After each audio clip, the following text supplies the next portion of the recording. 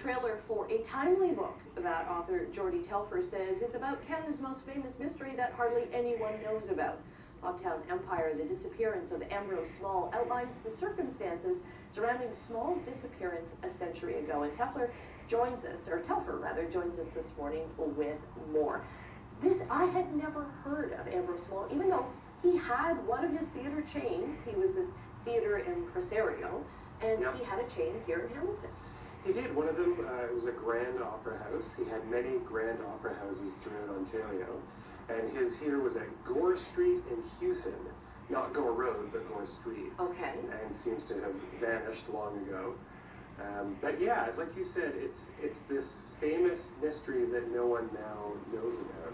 So that was one of the appealing things about it, was to try and figure out a little bit of maybe why that had happened, and then just to recount the amazing circumstances around the mystery itself. Okay, so to set the scene here, he and his wife, who she came from a lot of money as well, yes, they had just made this $1 million deal to sell their chain.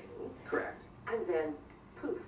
Yeah, so they make this deal, they sell the whole chain, it's 30 theaters throughout southern Ontario, for $2 million in 1919. So that's probably worth about 25 or 30 now.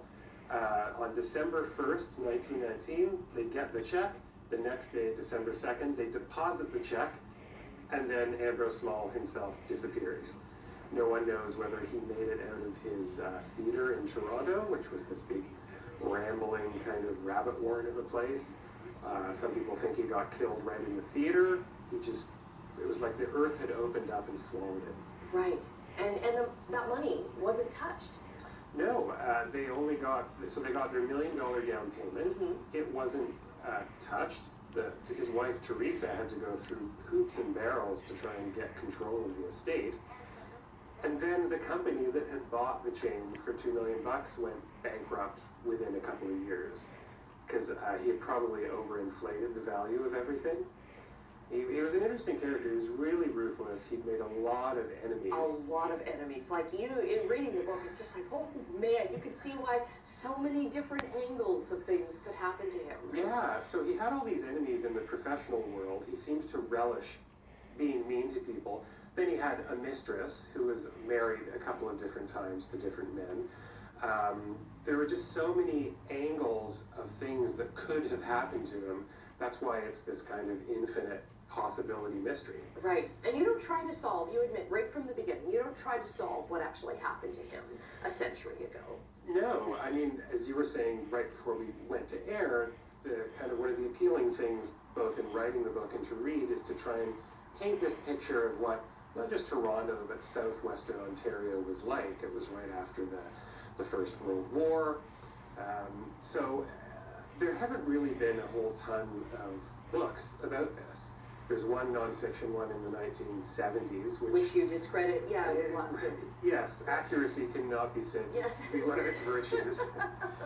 Michael Ondaatje's novel, In the Skin of a Lion, which is a heavily fictionalized version of it. And that's really it. So it seemed like there was just a lot of really wonderful lore to mine out of this story. Right. So you've got a podcast from the book, and you've got, I love this because Ambrose Small had this spectacular mustache. It's just enormous. So you're going to be seeing a lot of this coming up. Yes, we're using these at live events that we're doing. So tomorrow night I'm doing a show at a retirement home at Chartwell in Toronto. We are doing a special event on December 2nd in Toronto in the Vault, which was actually the bank where they kept their money, to mark the actual day of the 100th anniversary. Okay, book available now. Podcast is out as well. Geordie, thanks very much for coming in. Thanks for being here. Story. Thanks so much. What people need to know about this? Yeah. Take care.